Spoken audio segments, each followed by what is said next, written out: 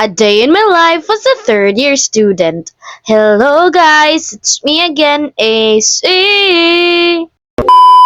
So for today's video mga dino, banin na pud ko ninyo kamo dong tag-eskwelahan no, ug makita na to diri nga perting kusugas uwan. Unya gidugangan pa kadyo ni kuya nga perting paspasa kadyo mo padagan bayot mura kog ni sakay og kabayo. Basta nga ni nga panahon no kay lamig gyud kadyoy katog pero unsaon taman nga pobring uyamat man tama naman ay guro tag sa eskwela oy. Para pud ba natay ma-learn? Ug pag matanahon no ni abot na day kog hindang wa ko kay baw. May gani nakabanta nga girl na ito ug wow moabot tag bato oy. Ganina ba ya sa ino pa kano ka perting uwan na mo na naghunahon ako nga magchinilas unya kay wa man ko nagdahom nga baling inita man didiri sa may gani kay girls ko din dapitan no na dadahin taon kog sapatos kay og de aw maghinuktok os gate dai kay di jud ta pasudlon og nagchinilas. Aba nang uhit na pud ang gani ate bayot pero unsaon taman nga nagtipid man tao di ta magpatintal. Ug pag-abot na ako sa room no kabi man kog earlier ako for today's video ako kabantay sa oras nga hapit naman pud ay ko malate.